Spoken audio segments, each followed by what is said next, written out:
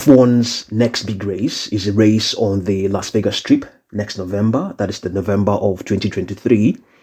Red Bull, Mercedes, Ferrari, and the rest of the grid will participate in that event, and it is billed as a collision of the greatest racing spectacle on the planet.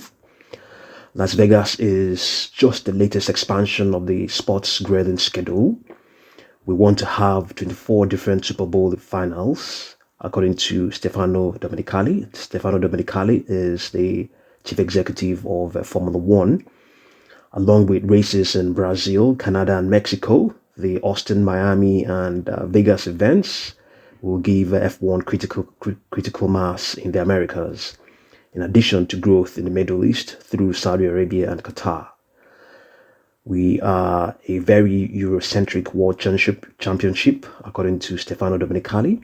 In the future, that centricity will disappear because we are going to have more and more races all over the world. He explains highlighting ambitions in Africa and Asia.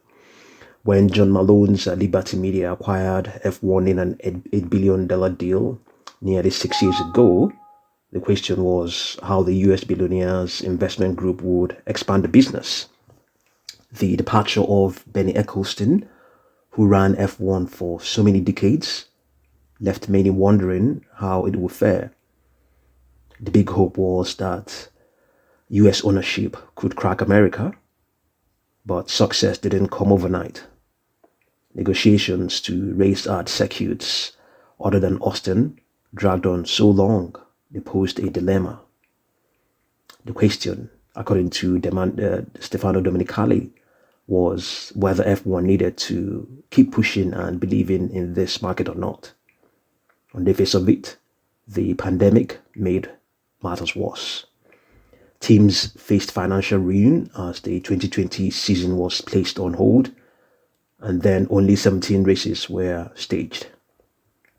But drivers such as McLaren's Lando Norris had the downtime to play computer games online, stream their exploits on Twitch, and chat with fans. Netflix's Drive to Survive F1 documentary was a smash with millions stuck at home. Liberty Media's investments in digital media and its embrace of streaming paid off, and America was watching. The arrogance that we had before was coming to the US for 3 days in a year, expecting that everyone was talking about F1 without investing, without commenting, without communicating, without connecting with the market and the fans, admits Stefano Domenicali, who became chief executive in January of 2021. An influx of fans, extra races, and more sponsors are proving good for business. F1's revenue totaled $1.8 billion in the first 9 months of 2022 versus just shy of the $1.5 billion in the corresponding period of 2019, the final year before the pandemic disrupted the ordinary course of business.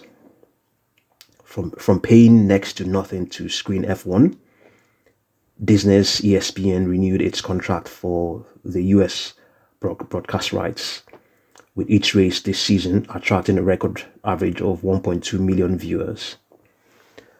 The inaugural Grand Prix in Miami was watched by an average of 22.6 million fans. The Vegas race could take business up a notch.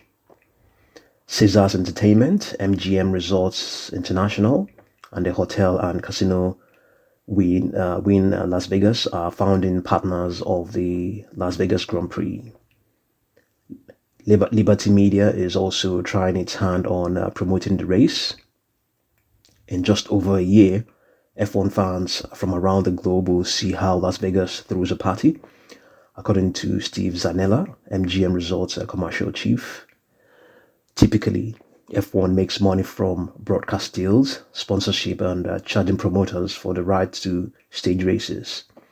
But earlier this year, the group invested $240 million in a 39-acre of land east of the Strip to accommodate the pit, paddock, and some hospitality areas for the race. Greg Maffei, Liberty Chief Executive, explained to analysts earlier this year, we see the opportunity to be a promoter as a way to expand our understanding of the business, how to be the best F1 product on the track for other promoters, as well as to look at an opportunity to grow our knowledge and understanding and potentially promote other races down the road. For Dominicali, Las Vegas is just the next step towards putting F1 on par with the sports that dominate American culture.